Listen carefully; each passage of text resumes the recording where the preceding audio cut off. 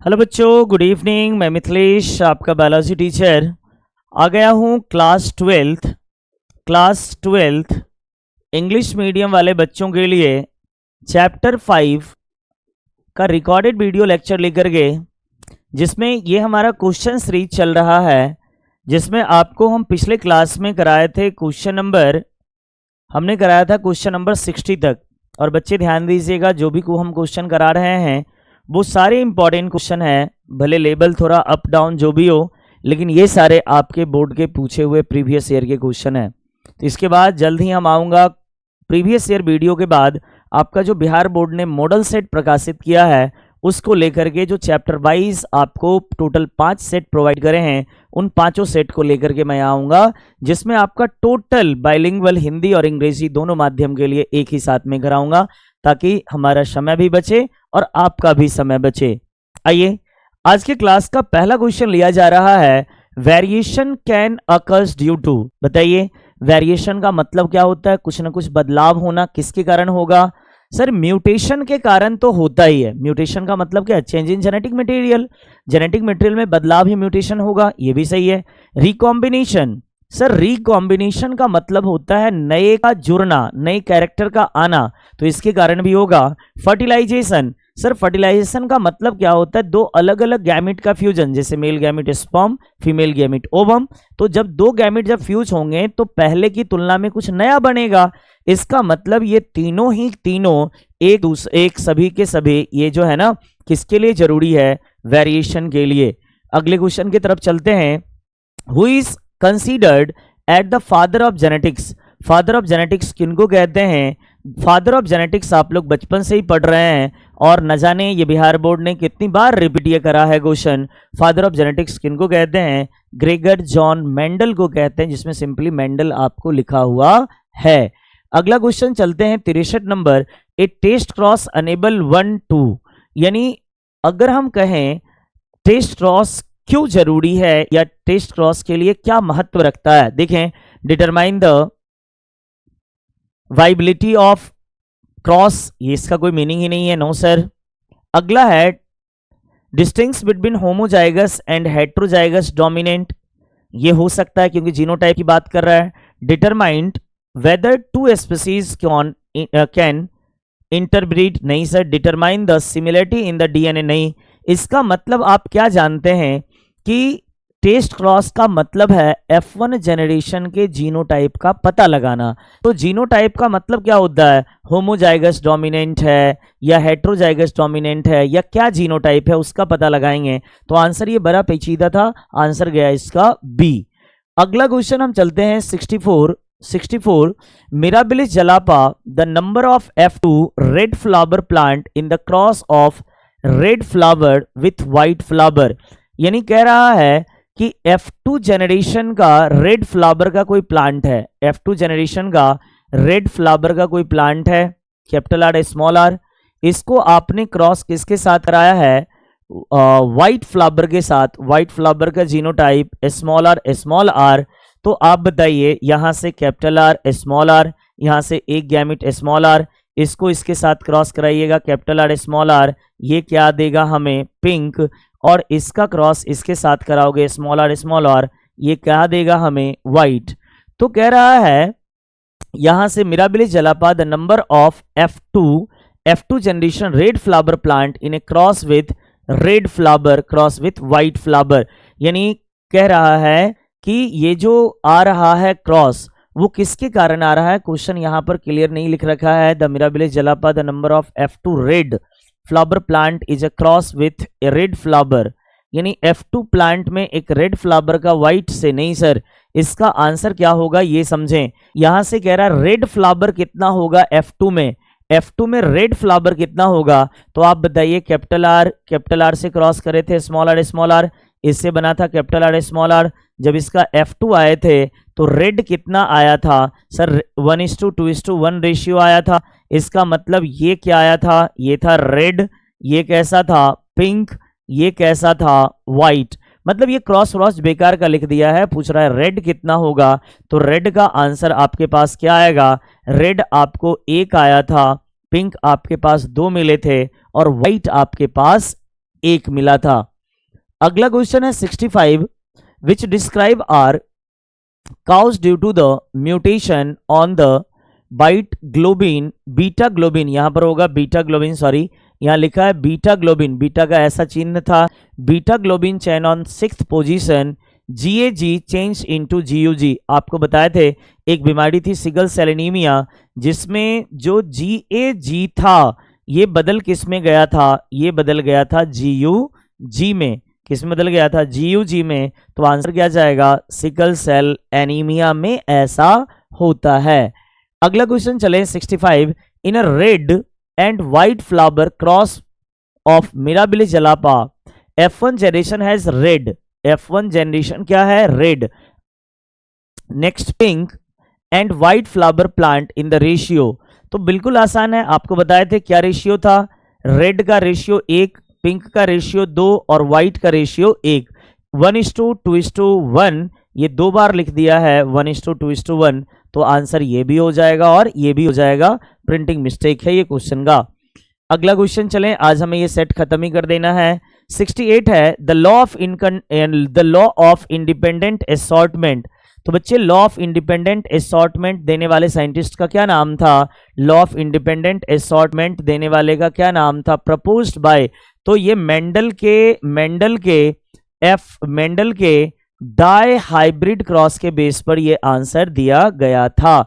अगला क्वेश्चन चलें, अगला है 69, the phenomena where both alleles contribute equally, तो भैया जब भी दो कैरेक्टर अपने आप को बराबर एक्सप्रेस करे तो उसको क्या कहते हैं? कोडोमिनेंसी। क्या बोलते हैं? कोडोमिनेंसी कहते हैं, अगर दोनों एलील अपने आप को एक्सप्रेस करता हो।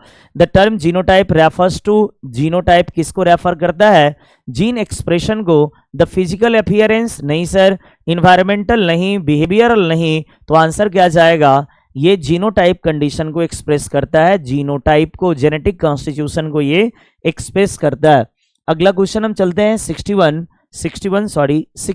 देखें 61, the physical expression of organism phenotype is genotype is called, क्या कह रहा है? द फिजिकल एक्सप्रेशन का मतलब क्या होता है? बाहरी चीजें, और बाहरी चीजों के लिए अगर हम कहेंगे, क्या कह रहा है? The physical expression of an organism's genotype is called, तो आंसर क्या होगा? फिनोटाइप। यानी आंतरिक चीजों का जो जीनोटाइप बाहर से दिखता है उसको क्या कहते हैं? फिनोटाइप कहते हैं। अगला क्वेश्चन हम चल रहे हैं, यहाँ पे सीरियल नंबर गलत डला हुआ है। Which of the following is an example of A sex linked recessive disorder, तो भैया सेक्स लिंक्ड में हीमोफीलिया होगा, सही आंसर क्या होगा? हीमोफीलिया, क्योंकि ये सारे के सारे कैसा है? ऑटोसोमल डिजीज है।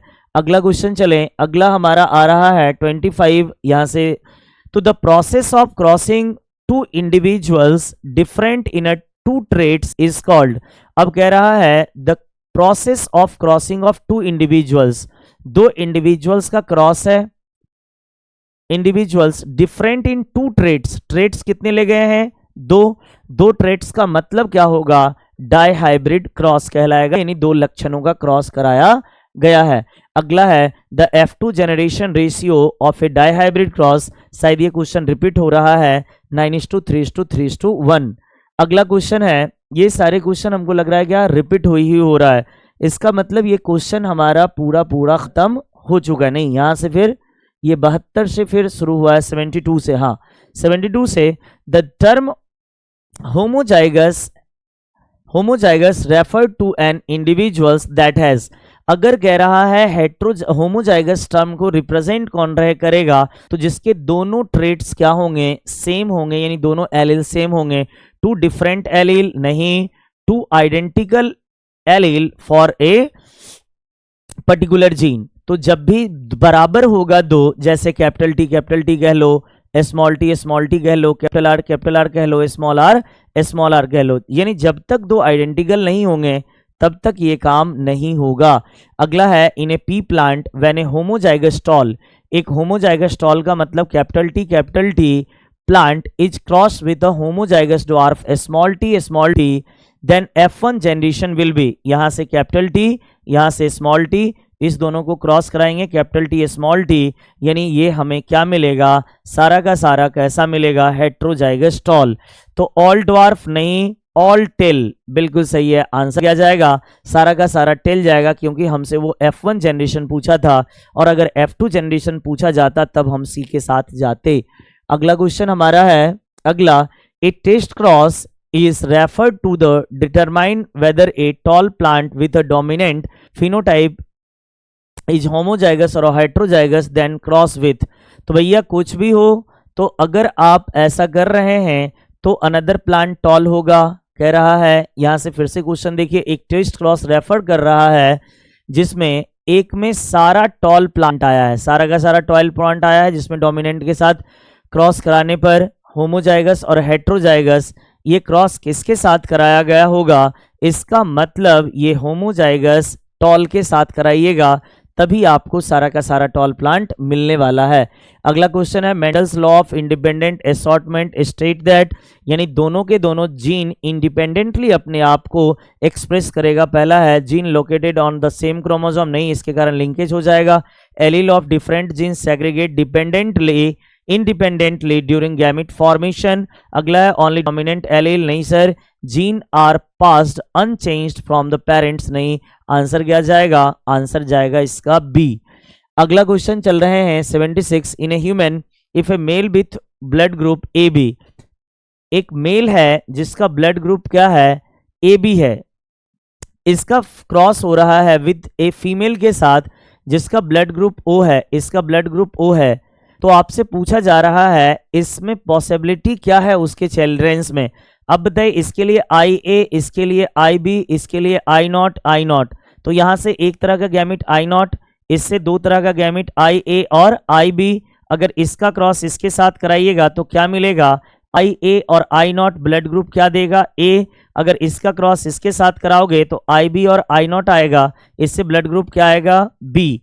तो यहां से ब्लड ग्रुप ए भी आ सकता है और ब्लड ग्रुप बी भी आ सकता है, इसके अलावा कोई भी संभावनाएं हमें नहीं मिलेगी।